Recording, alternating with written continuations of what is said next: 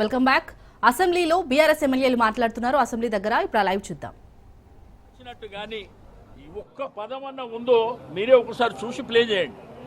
మాట్లాడని దానికి ఏదో నిన్న మొన్న ముఖ్యమంత్రి గారు ఇక్కడ శాసనసభలో కాంగ్రెస్ పార్టీ మీటింగ్ పెట్టినప్పుడు, వారి యొక్క లెజిస్లేచర్ మీటింగ్ పెట్టినప్పుడు మరి వారు ఏదో మీరు గట్టిగా ఉండాలని పేపర్లో టీవీలో చూసినాం. మరి అది చూపించడానికి వీళ్ళు ప్రయత్నం చేస్తున్నారో తెలియదు, కానీ అక్కడ జరిగినటువంటి అంశాన్ని క్లియర్గా అక్కడ మాట్లాడింది ఏమీ లేదు జగదీశ్వర్ రెడ్డి గారు.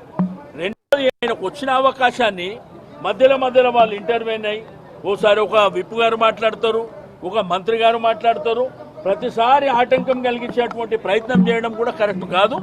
తప్పకుండా అల్టిమేట్గా ప్రజలు నిర్ణయిస్తారు. చాలా గొంతు నొక్కాయటానికి ఇవాళ వాళ్ళు డైవర్షన్ పాలిటిక్స్ చేస్తూ ఉన్నారు. అందరూ కూడా లైవ్లో చూసినారు. మా ఎమ్మెల్యే జగదీశ్వర్ రెడ్డి గారు వారు అన్నది ఏంది, ఈ సభలో అందరూ సమానమే, అందరికీ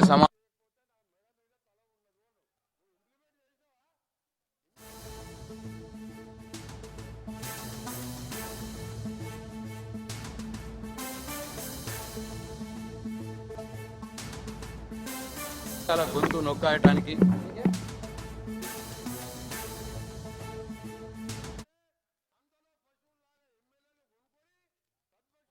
మా ఎమ్మెల్యే జగదీశ్వర్ రెడ్డి గారు వారు అన్నది ఏంది,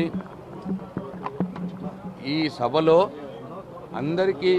అందరూ సమానమే, అందరికీ సమాన హక్కులు ఉంటాయి, మా అందరి తరఫున మీరు ఆ స్థానంలో కూర్చున్నారు అని అన్నారు.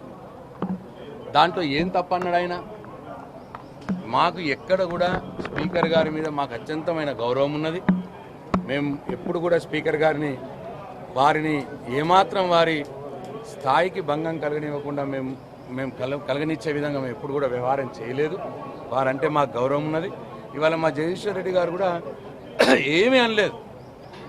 అయితే ఇప్పుడు ఏం జరిగింది, నిన్న ముఖ్యమంత్రి గారు బయట చాలా అసభ్యంగా జగుత్సాపరంగా స్ట్రెచ్చర్ అని మార్చురి అని ఒక తెలంగాణ సాధించిన వ్యక్తి మీద మాట్లాడడం, దాంట్లో ప్రజల్లో ఆయనకు విపరీతమైన వ్యతిరేకత రావడం, దాన్ని డైవర్ట్ చేయడానికి వాళ్ళ స్పీకర్ గారిని అడ్డం పెట్టుకొని కాంగ్రెస్ పార్టీ డ్రామాలు చేస్తూ ఉన్నది, నాటకాలు చేస్తూ ఉన్నది.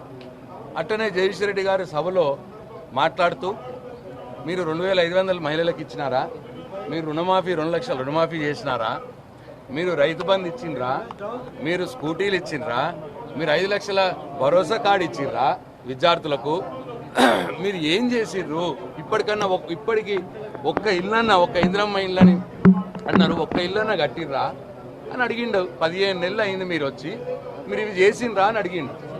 అడగగానే వీళ్ళు ఈ డ్రామా ఎత్తుకొని ఇవాళ ప్రభుత్వాన్ని వారు ఇచ్చినటువంటి హామీల్ని అడిగితే గొంతు నొక్కేయడం, వారు అసభ్యంగా మాట్లాడితే ప్రశ్నిస్తే గొంతు నొక్కేసే కార్యక్రమం, డైవర్షన్ పాలిటిక్స్ చేసే కార్యక్రమం.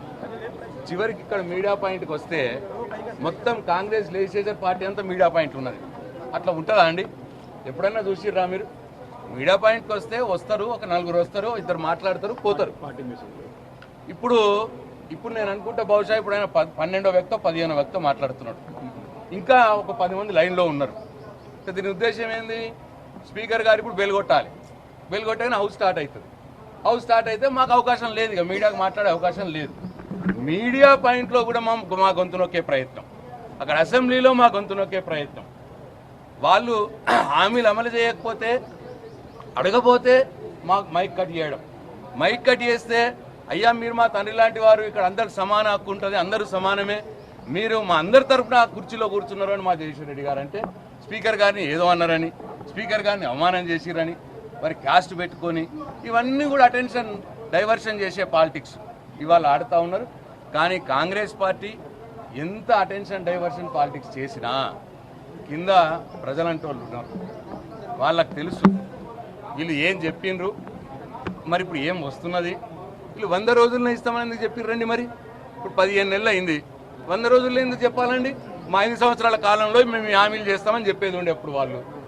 మేము అడుగుతున్నది అదే, మీరు 100 రోజుల్లో చెప్పిర్రు కాబట్టే, మీరు 100 రోజుల్లో ఇస్తామని 100 రోజుల్లో 2 లక్షల రుణమాఫీ చేస్తామని, 100 రోజుల్లో మీరు 15,000 రైతు భరోసా ఇస్తామని, మీరు సన్నబట్లకు బోనస్ ఇస్తామని, మీరు తులం బంగారం ఇస్తామని, మీరు 5 లక్షల విద్యార్థులకు భరోసా కార్డు ఇస్తామని, 4,000 రూపాయల నిరుద్యోగ భృతి 100 రోజుల్లో ఇస్తామని, మీరు ఇవి స్కూటీలు ఆడపిల్లల స్కూటీలు ఇస్తామని, మీరు ఇవన్నీ కూడా 100 రోజుల్లో ఇస్తామన్నారు. కాబట్టే ఒక ప్రతిపక్ష పార్టీగా మాకు బాధ్యత ఉన్నది.